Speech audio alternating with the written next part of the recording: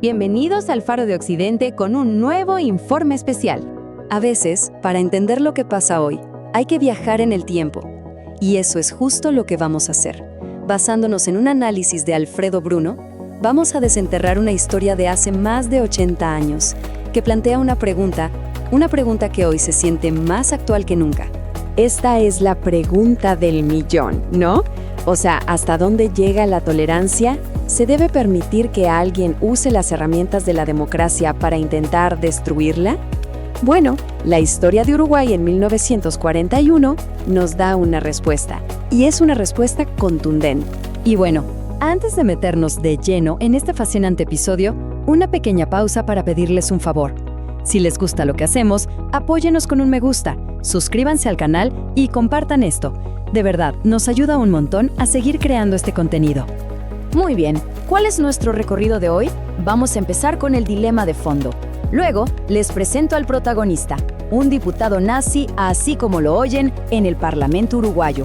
Veremos cómo su propaganda generó violencia, cómo respondieron las instituciones y, lo más importante, el tremendo precedente que esto dejó para el futuro. Arranquemos con el problema central. Esto es algo con lo que todas las democracias luchan. Es la famosa paradoja de la tolerancia. Es decir, ¿qué tan tolerante se debe ser con los intolerantes? Es un debate de siempre, pero vaya que es importante. Y es muy interesante ver que no todos los países lo manejan igual. En lugares como Alemania o Austria, la cosa es clara. Símbolos y partidos nazis están totalmente prohibidos. En Uruguay, el enfoque es un poco distinto. La Constitución, por ejemplo, prohíbe partidos que quieran destruir las bases fundamentales de la nacionalidad.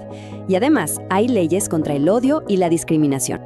Y aquí entra en juego la pieza clave de nuestra historia, el artículo 115 de la Constitución uruguaya. Piensen en él como un mecanismo de autodefensa. Permite que el Parlamento suspenda a uno de sus propios miembros por desorden de conducta. Una frase que, como vamos a ver, puede interpretarse de una manera muy poderosa. Ahora sí, vamos a la historia. Nos teletransportamos a los años 40. El mundo está ardiendo con la Segunda Guerra Mundial, y aunque Uruguay está lejos geográficamente, las ondas de choque de ese conflicto se sienten, y muy fuerte. Fíjense en esta línea de tiempo, es que es clarísima. En 1938, un personaje llamado Alejandro Cayel llega al Parlamento. Un año después, la guerra toca literalmente la puerta de Montevideo con la famosa batalla del Graf Spee. Y para 1941, con la guerra en su punto más álgido, la tensión en Uruguay era palpable. El escenario estaba listo. Pero, ¿cómo es que Cayel llegó al poder? Bueno, fue como una tormenta perfecta.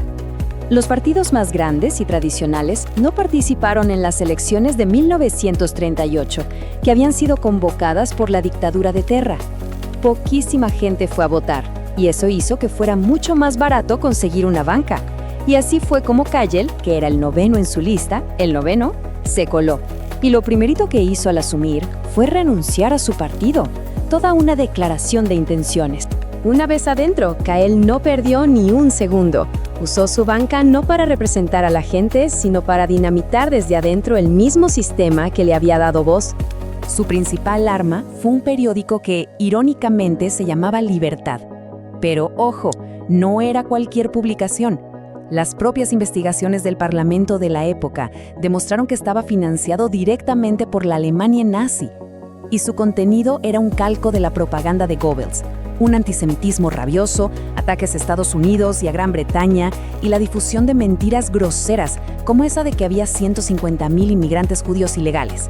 Todo para crear pánico. Para que se hagan una idea del nivel de odio, solo hay que leer esta frase de su primer número. Decía que la comunidad judía eran monstruosos parásitos y hablaba de buscar una solución al problema judío. Son exactamente las mismas palabras que se estaban usando en Europa para justificar el genocidio. Escalofriante. Y claro, esas palabras no se quedaron en el papel. Tuvieron consecuencias mortales. El 29 de junio de 1941, Cayel lideró una caravana de autos profascistas en la ciudad de Durazno. Un grupo de estudiantes salió a la calle a defender la democracia, a gritar ¡Viva la democracia! La respuesta: desde la caravana de Cayel empezaron a disparar. El resultado, un obrero muerto, Gregorio Morales, y varios estudiantes heridos. La línea entre el discurso de odio y la violencia real se había cruzado. Ese asesinato fue el punto de quiebre. Ya no se podía mirar para otro lado. El sistema político uruguayo se vio obligado a reaccionar. Y la Cámara de Diputados se enfrentó a una decisión que pasaría a la historia. ¿Qué hacemos con uno de los nuestros que promueve esto? Uno de los discursos más lúcidos fue el del diputado socialista Emilio Frugoni. Su argumento fue de verdad impecable. Dijo algo como: a ver, si la Constitución es dura con cualquier ciudadano de a pie que conspira contra el país, tiene que ser el doble de dura con un representante de la nación que hace lo mismo. Una lógica aplastante.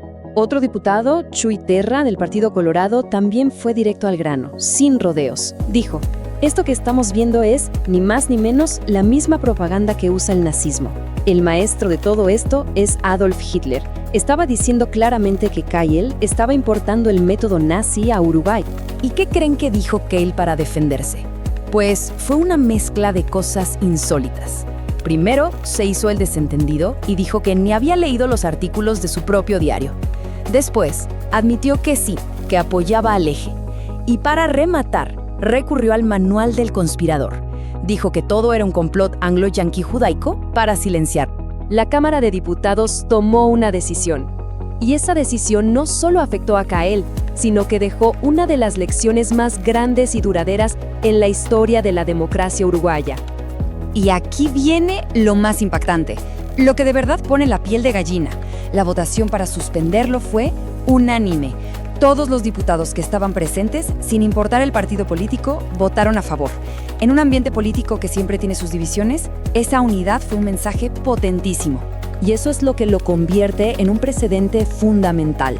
El Parlamento uruguayo dijo, en la práctica, que usar un cargo público para esparcir propaganda antidemocrática y para incitar a la violencia es, en sí mismo, un desorden de conducta. Básicamente, crearon un escudo constitucional para defenderse de los ataques desde adentro. Esto tiene un nombre, se llama vigilancia democrática. Y no se trata de ser pasivos, es todo lo contrario. Es el principio de que una democracia no solo tiene el derecho, sino que tiene el deber de usar sus propias reglas para protegerse. El caso Keil es el ejemplo perfecto de esto puesto en práctica. Y así, cerramos el círculo y volvemos a la pregunta del inicio, que sigue ahí flotando en el aire. La historia de 1941 nos da una pista, una respuesta muy clara para ese momento. Pero el debate sigue más vivo que nunca. Este caso nos obliga a pensar dónde están los límites y cuál es la responsabilidad que tenemos para cuidar nuestras instituciones. Con esa reflexión finalizamos. Si este análisis les pareció interesante, no se olviden de dejar su me gusta, de suscribirse y sobre todo de compartirlo. Ayuda muchísimo a que estas historias y estos debates tan necesarios lleguen a más personas. Nos vemos en el próximo informe especial.